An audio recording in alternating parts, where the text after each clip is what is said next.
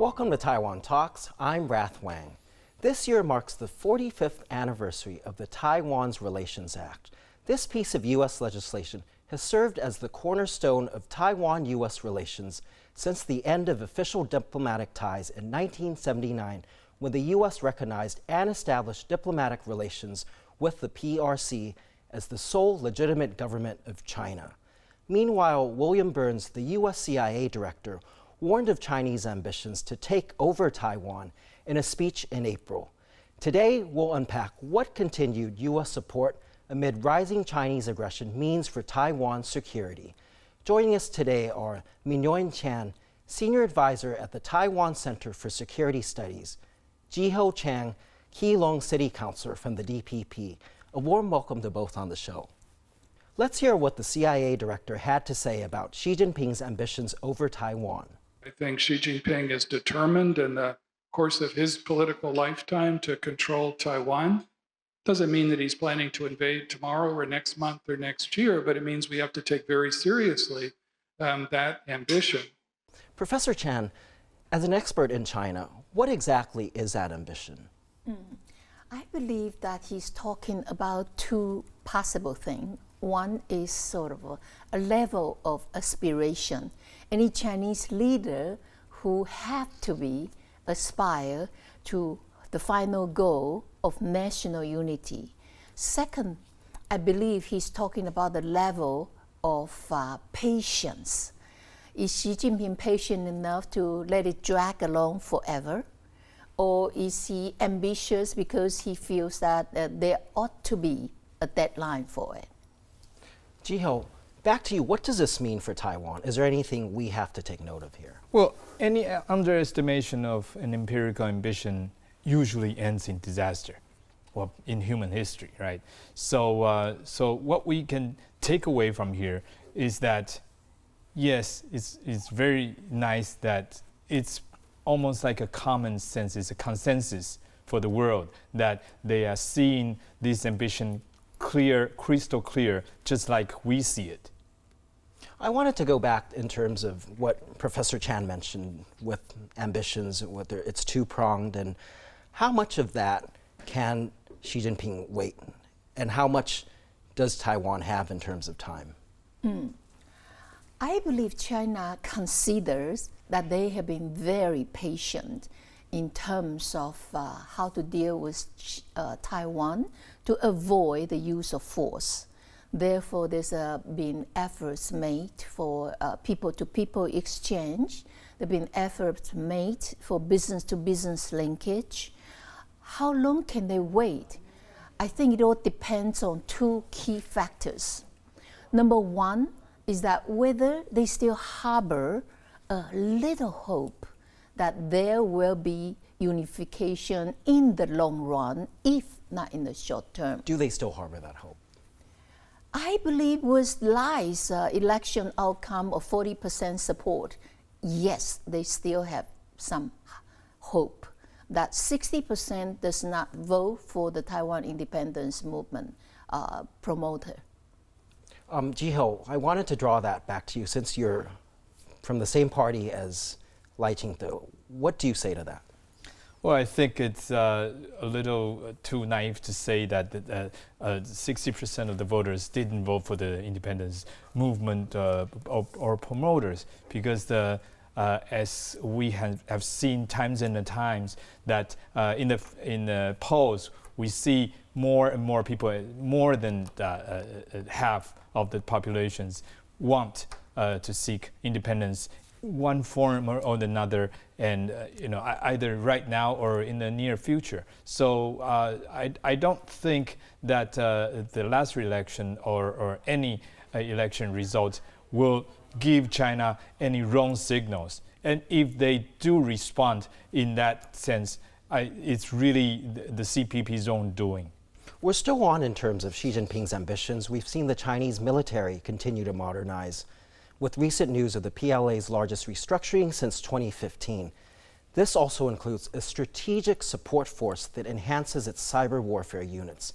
Given that Taiwan is often called the ground zero for Chinese disinformation, I'll go back to Professor Chan a bit. What do you feel Taiwan can do?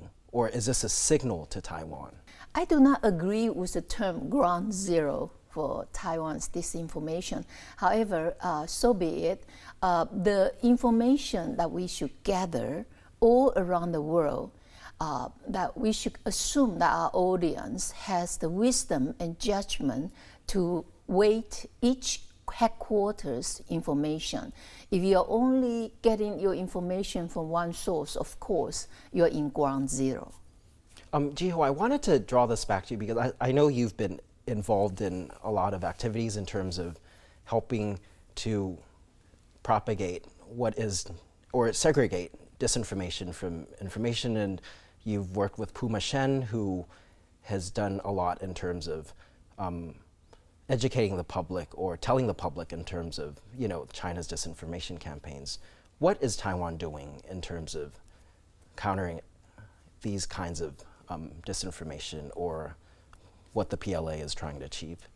I think there's a lot more we can do, considering we have failed to legislate the most important acts in the legislature on sort of monitoring and legislating the disinformations that being sort of spread by the CCP and their otherwise their collaborators, basically. So we can do a lot, especially in terms of legislation, and in terms of the executive actions by the government. There is a lot we can do too, and to counter this disinformation warfare. But do you feel we're doing enough, or do you feel much more needs to be done? Of course, there's a lot more we can do. There's always room for the improvement, and we have a lot of room for the improvement. And just given the talk by the CIA director, Mr. Burns, he specifically stated that what Russia has been doing in Ukraine and other parts of the former Soviet bloc countries are exactly that, and the CIA has been doing a lot to counter those information attacks.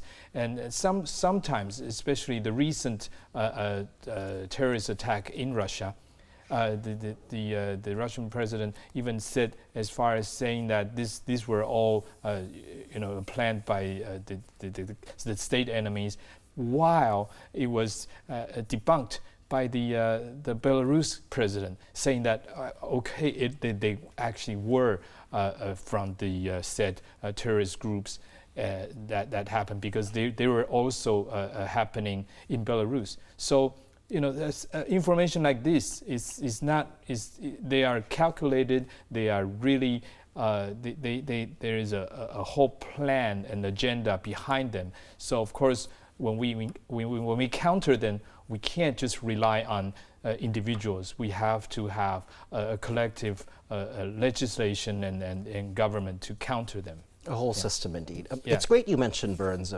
He also mentioned in the same speech that the U.S. must face up to Xi's ambitions for Taiwan. Back to Professor Chan, do you feel that the Taiwan Relations Act, given that it's been 45 years, is sufficient to counter or to deal with such ambitions? Mm-hmm. Taiwan Relations Act actually was promoted by the U.S. Chamber of Commerce, given the fact that we sever our formal diplomatic relations with the U.S. The U.S. Chamber of Commerce members, they lobby the Congress and saying that we should remain to have a business linkage with Taiwan. We should remain to have people-to-people linkage with Taiwan. And by the way, after years of PRC, it was also U.S. Chamber of Commerce who would lobby Chen Shui-bian government and saying that you should link up 小三通, 大三通, the three direct links with mainland China. Why? Because U.S. Chamber of Commerce members feels the need for linking both sides so that they can have their managerial personnel. At the time of Chen Shui-bian, that was right before I entered the government, and U.S. Chamber of Commerce kept urging Chen Shui-bian government, you ought to direct links, otherwise we're going to withdraw back from Taiwan, because they want to train people, managerials between mainland China and Taiwan. So just as a footnote, TRA was advocated by the Chambers of Commerce people, and so is the direct link. Given that Professor Chan mentioned that the TRA may have started as from a commercial or more business initiative, what do you say to that? Or do you feel that in terms of security, more needs to be done, or has the TRA been sufficient? I think the current development of the U.S. Taiwan or Taiwan-U.S. relations has been built on the foundation laid by the TRA. We have seen recent legislations in the past 2-3 years on how the U.S. The government officials get to visit Taiwan, and there is a lot more going on with the security collaborations and the military exchanges. We have seen all of that on top of the TRA. So the TRA, of course, it was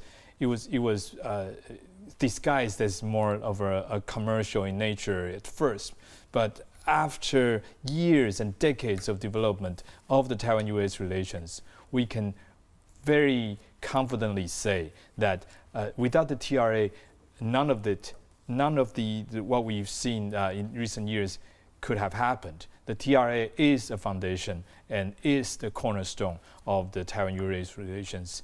So you're saying to build on the TRA, but increase those exchanges, increase those collaboration with the U.S. in both security and economic, but still using the TRA as a foundation. Yeah, of course. And if you look at the series of the U.S. legislations in dealing with other countries, the TRA is almost like a unique existence. There is no other act like it, So because of the unique international status of Taiwan, that U.S. would come up with something as creative as the TRA. So of course the whole Taiwan-U.S. relations, it has to be built on something, and TRA offered that. It provides these legal foundations to begin with.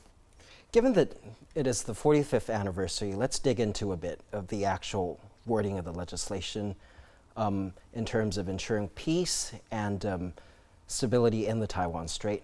The TRA requires that the U.S. have a policy, quote, provide Taiwan with arms of a defensive character and to maintain the capacity of the United States to resist any resort to force or other forms of coercion that would jeopardize that security or the social or economic system of the people on Taiwan.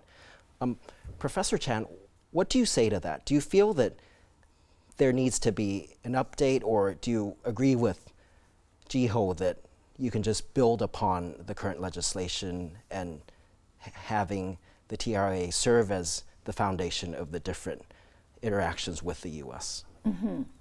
I personally feel that whether we amend, enhance, or sort of mitigate the TRA's contents is all up to the fact that whether U.S. consider it's of their own national interest. United States is famous for its majority of the business devoted was the lawyers. They have the largest number of lawyer population in the world. So as an act or regulation, they can have different lawyers subject to different interpretation. And that's why the lawyers' business is so active. So personally, I feel that TRA itself is enough for U.S. to maneuver without having to amend it. What about you, Jiho? Do you feel there needs to be more legislation, as we've seen the Taiwan Travel Act, or do you feel that the TRA itself needs a reamp? I think the TRA, I would agree with the professor here. The TRA itself is quite sufficient. There's a big room for interpretation. The U.S. can interpret it in the most strongest way or the weakest way to interpret it. But having said that, while I do not think there needs to be any changes, that does not mean there cannot be any changes. We always welcome there's a more positive and assertive legislations from the U.S. To ensure the peaceful and the peace and the security of the region, of this part of the region, and also the U.S. commitment to the Taiwan-U.S. relations. Of course, we love to see that, but I'm not saying that the TRA is in dire need of an update. That I think the current TRA has been quite sufficient, and we of course would love to see more. The word peace and stability has come up several times in our show today. And how do you see Taiwan's role, as we talked about the relationship with the U.S., but Taiwan itself in terms of maintaining that peace and stability in the Indo-Pacific or even just East Asia here? Mm-hmm. I think Taiwan certainly has a lot of role to play. First of all, we are much faster in dealing with the outside world. We understand the East and West diversion in terms of worldview, in terms of governance. We also understand fully well about Chinese classic of the value system, how to look at the heaven and earth and people. Is that how the PRC will see itself, do you feel? I believe so. I believe China's worldview is totally different from the Western conception of the world. Jiho, I wanted to draw on what the professor said in terms of the West and the East being different. Taiwan is on the side of democracy, as many say, and you see the CCP being a bit more authoritarian, and especially under Xi Jinping. Do you feel that Taiwan needs to choose sides, that Taiwan needs to stand in either side, or do you feel that, as the professor mentioned, we can be in between, kind of both East and West?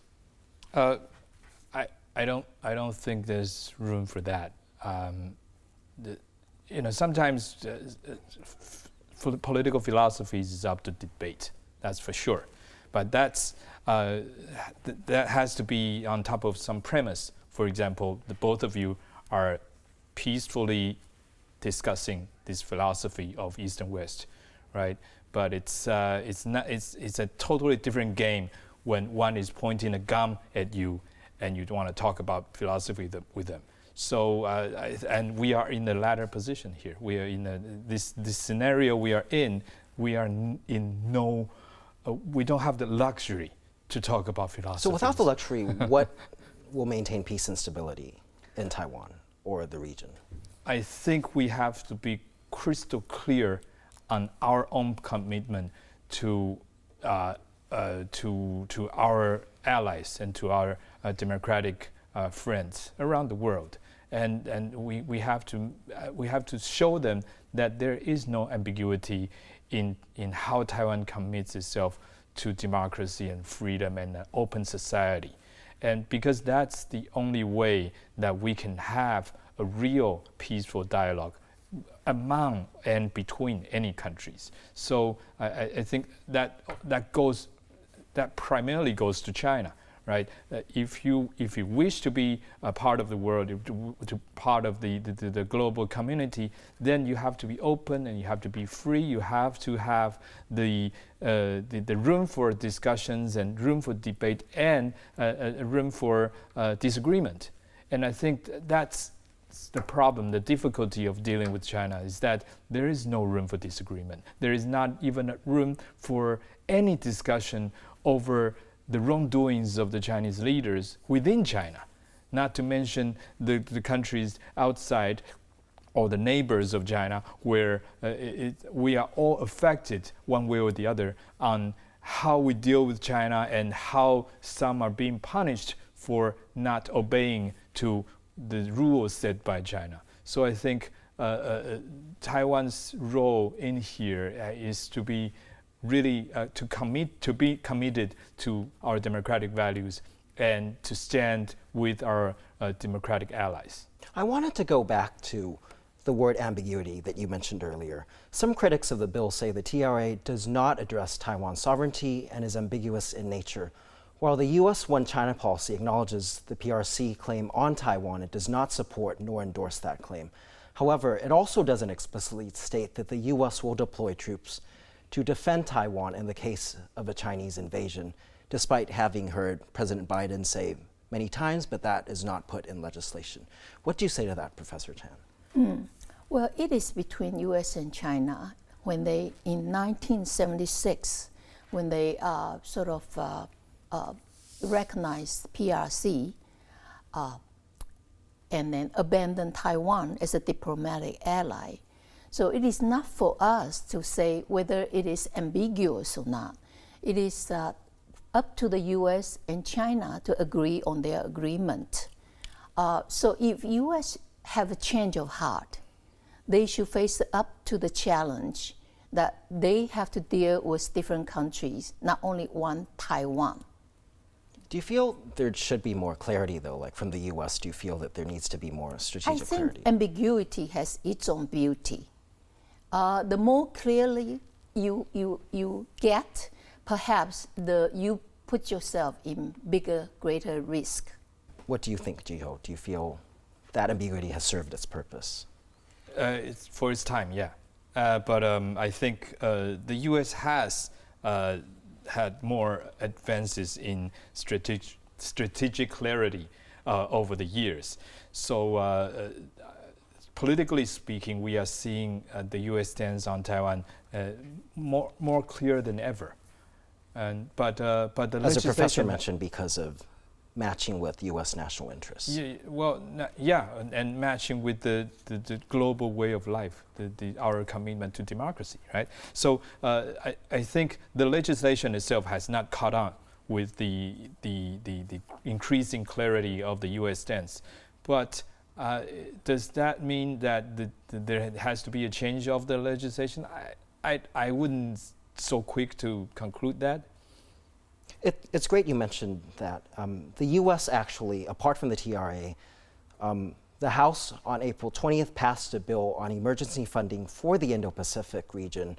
Once signed by President Biden, it will unlock $1.9 billion to arm Taiwan, allowing the Pentagon to rush weapons to the country by drawing down from U.S. stocks.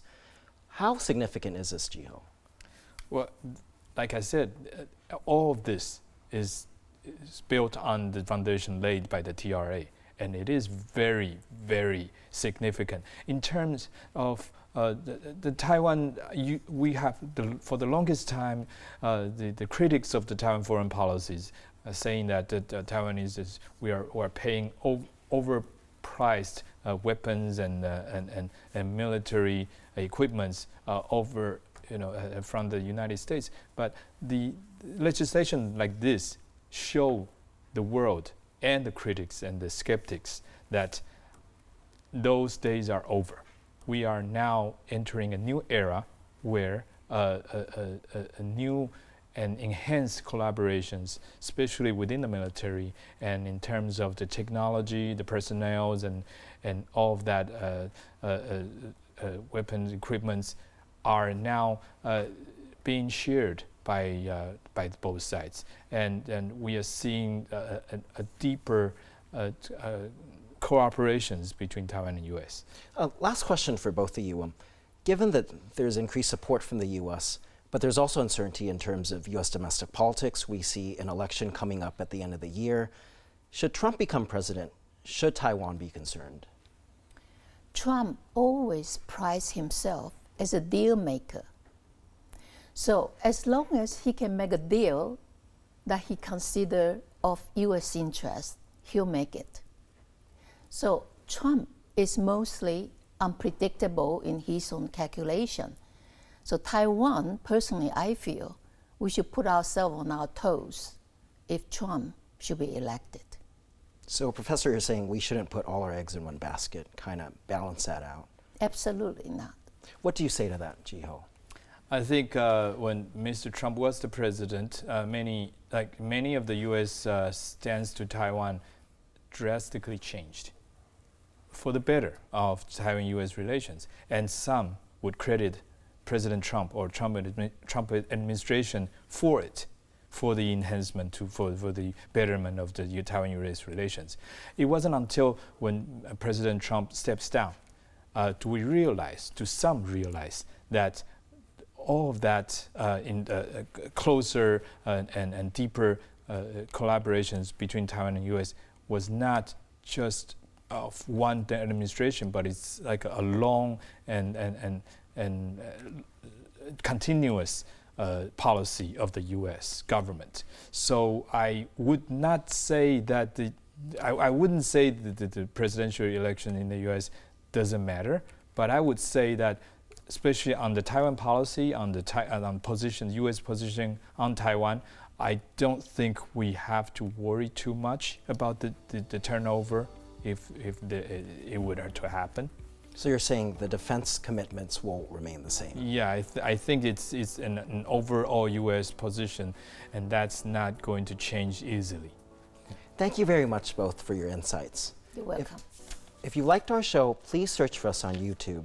Give us a thumbs up and hit subscribe to our channel. Thank you for watching our show today. Stay safe and see you next time.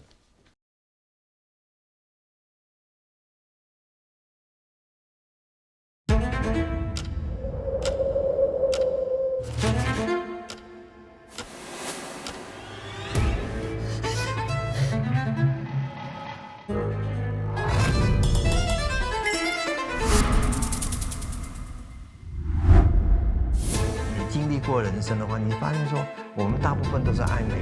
我自己少遇见一朵花，我可能就不是这个样子。开始思考什么叫做一个本土性。大声的唱出来说我是台湾人。